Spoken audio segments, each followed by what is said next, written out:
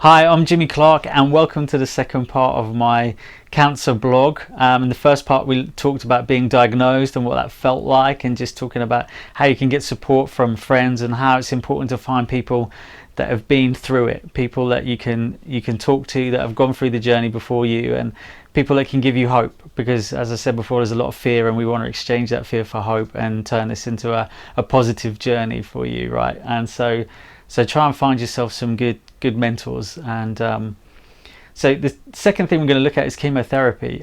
For me, chemotherapy was something that I went through. I didn't have any radiotherapy, but I had chemotherapy, so I can tell you a bit about that and what that was like for me.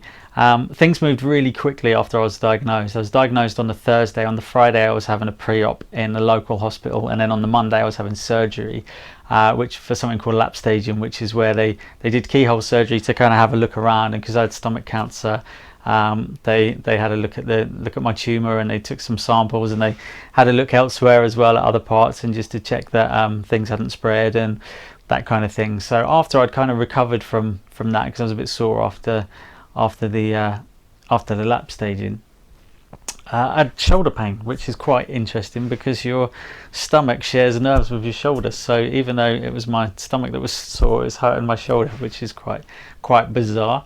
But anyway, a couple of weeks after that, after I'd kind of recovered, we started chemotherapy. So the day before I started, they took me to the chemo kind of center, local chemo center, and showed me around just to get me comfortable so I could see people having it done, and just to kind of put my mind at ease, which was really good, and got to chat to some of the nurses and people there, and that was really helpful. And what happens is you sit in a room, they put you in a nice comfy chair, they'll give you a couple of pillows, and it's all very comfy, and there'll be a chair for someone for you to bring a friend, which I took my wife for all of mine, and it was great. We sat and chatted, and we was on the iPad and reading books and all sorts of bits and pieces to try and pass the time.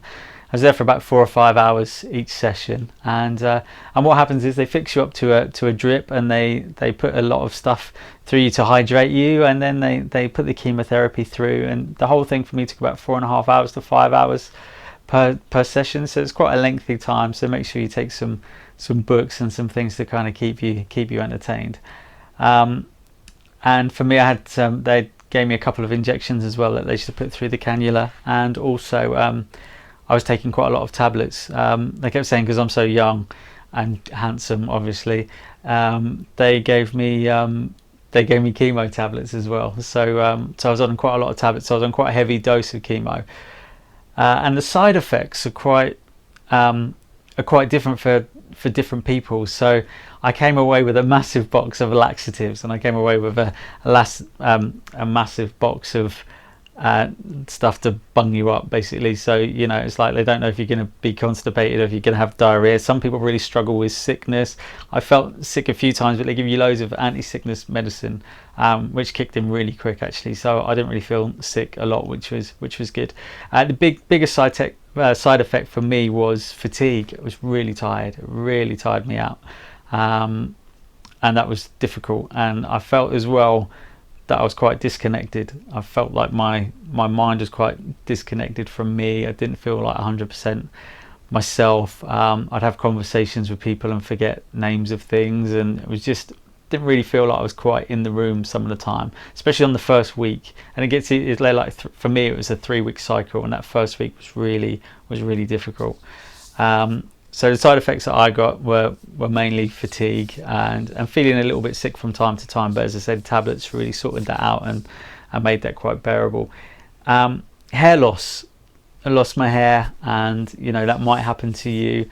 I went completely bald, and I had a lot of fun with that. I know that's not everyone's cup of tea, but me and the kids, we had a head shaving party, and my kids shaved my head for me, and we tried to make it as fun as possible and made it into a bit of a party, and just tried to make it as fun as we could. And they were laughing about different types of wigs I had, and we tried to make the whole thing quite light as well. Even when I was really tired, they would laugh at me, the fact that I was being quite useless. And I wanted it to be a fun thing. I didn't want them to just look at their dad on the sofa as a poorly mess. I wanted it to to still have some fun and some good interaction with the kids. So yeah, we tried to make that as fun as possible. But if you're worried about hair loss and things, Macmillan and other charities are amazing at sorting out things like wigs and all kind of stuff like that. I know it can be really daunting. You know, we had a lot of fun where we were coming up with different hairstyles. I was putting gaffer tape on my head to try and make myself look like Mr. T and all that kind of stuff, and just to have some fun with the kids really, and to make light of it, and just to try and make the best of a bad situation.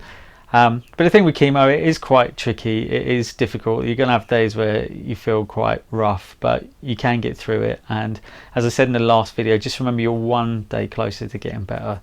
So on that day, you know, just know that you're one day closer. For me, I just spent most of the days watching Homes Under the Hammer and Wheeler Dealers. So find yourself some kind of TV programs that you like, get some box sets and things like that, and just, you know, expect to just feel pretty rubbish, but just enjoy it as much as you can, and just don't let it get you down. You know, try and remain hopeful, and try and talk it through with people if you're feeling sad or whatever. You know, try and get on top of your emotions and stuff, and yeah, and you'll come through great. So if you're about to go through it, or you're going through it, or you've got friends that are going through it, that's the kind of thing that it feels like. So hopefully that'll help. Okay, right.